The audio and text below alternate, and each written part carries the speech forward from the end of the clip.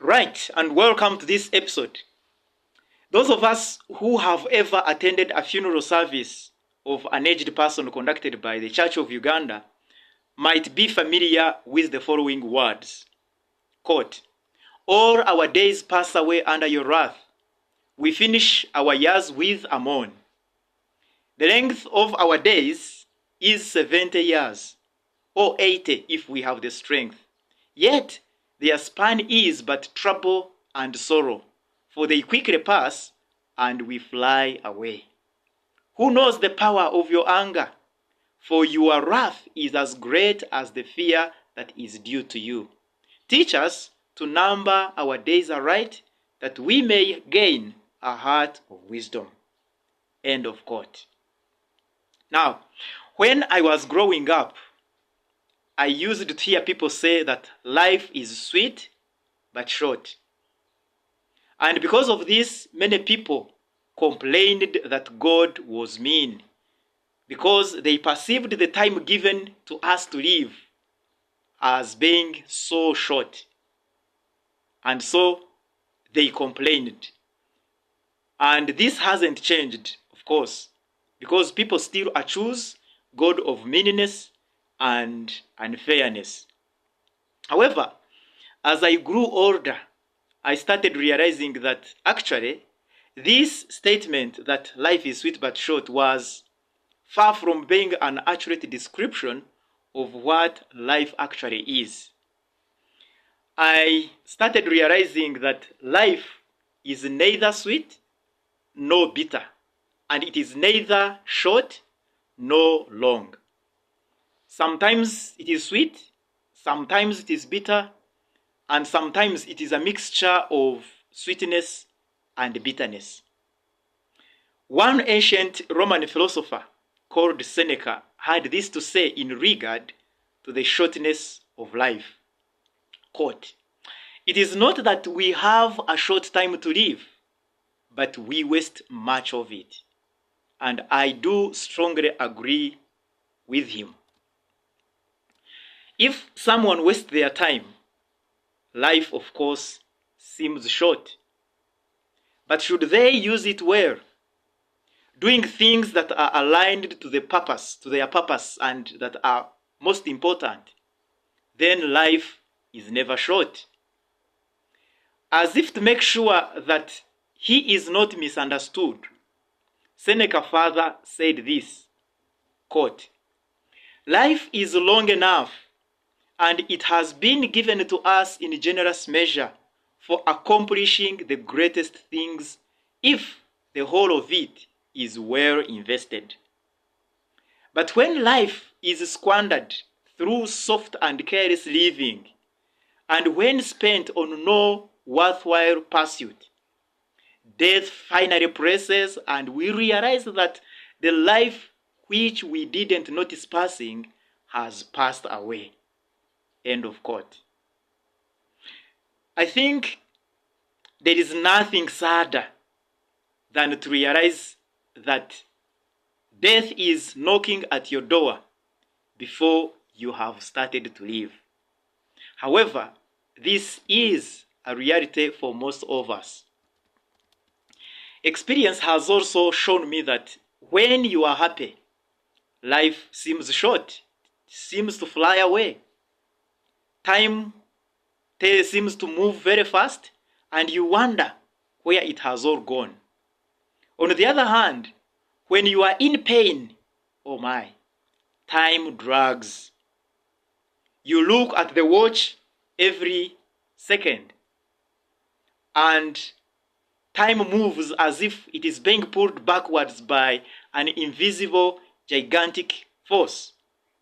A minute appears an hour appears a day appears like a week, and so on and so forth when you are going through pain.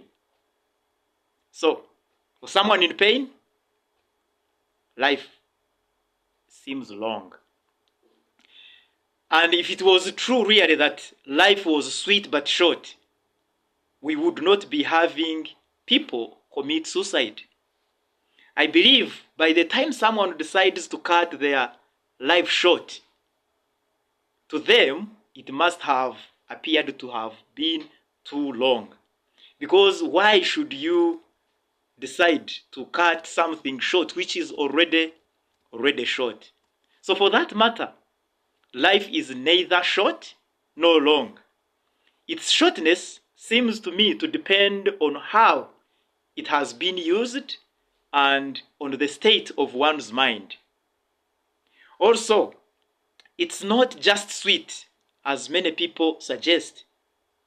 Life can be so bitter, hard, difficult, and its bitterness or sweetness also seems to depend on the experiences one goes through.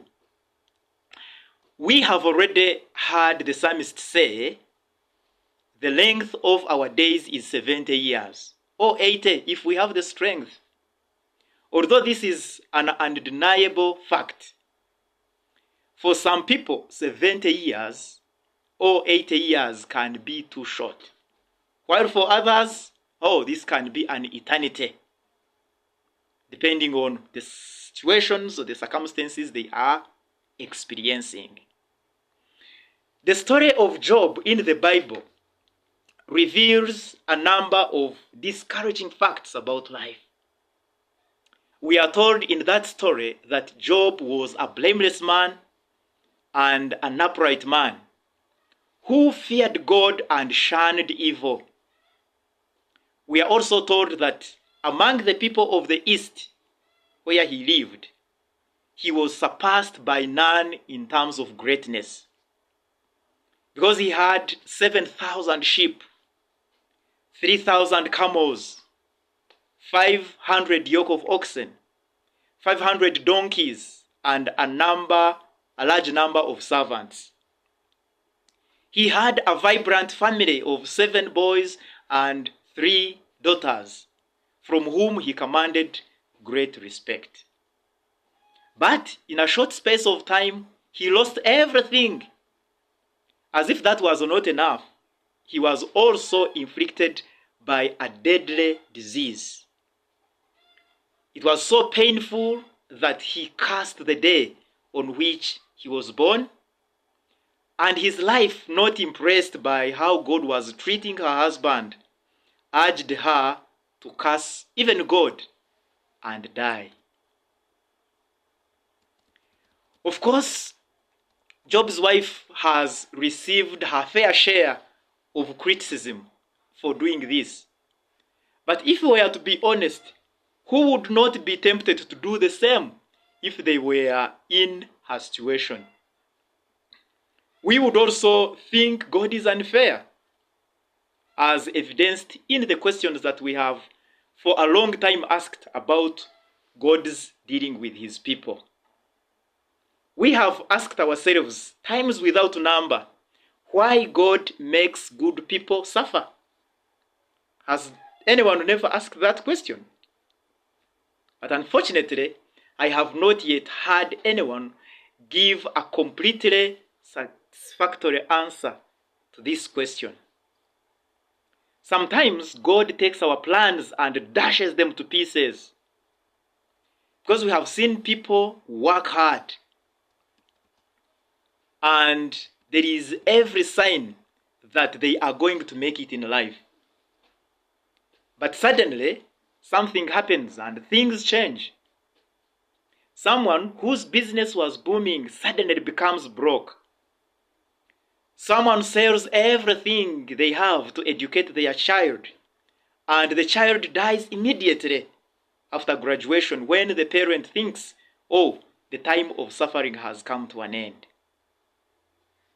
We have heard stories of individuals who have lost their beloved ones immediately after wedding, or even a day before the wedding, and the list of such stories is endless.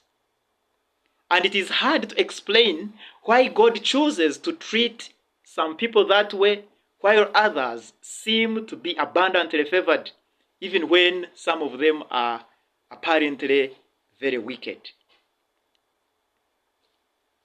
We have no control over what God does. That's the the truth. He does as he pleases. And just because we have worked hard and are showing promise, and our path to success seems clear, it doesn't necessarily mean that we will get what we want, because God does as he pleases. Because today you may be walking proudly because of your achievements, and the next day you are brought low. Your achievements are all wiped out by some unexpected disaster. So no one should really put too much trust in triumph, because today's triumph doesn't guarantee tomorrow's triumph. And I think those of us who are passionate about supporting football know this very well. Because today you may be celebrating that your team has won, and the next day it is humiliated by a seemingly weak team. So football actually teaches us a number of good lessons about life. So what should we do? We should not put too much trust in triumph. Similarly, we should not give up hope of trials improving. Because as someone said, the breaking day may see you proud, but the ending day sees you brought low. And the reverse is also true.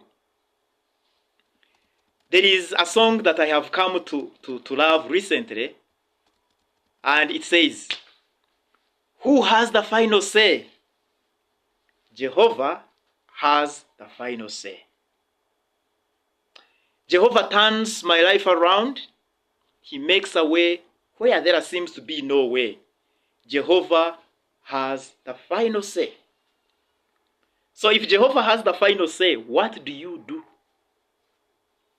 I think the only prudent thing we can do is to ask him, like the psalmist did, to teach us to number our days, that we may have a heart of wisdom.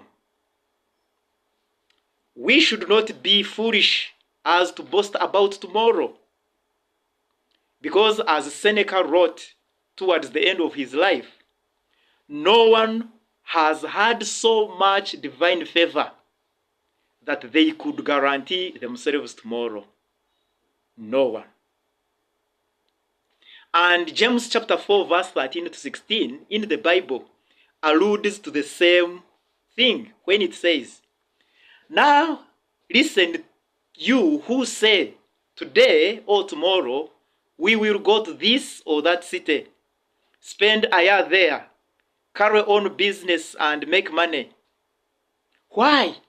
You do not even know what will happen tomorrow. What is your life? You are a mist that appears for a little while and then vanishes.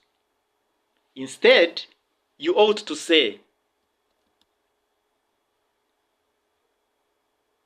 if it is the Lord's will, we will live and do this or that. But as it is, you boast and brag.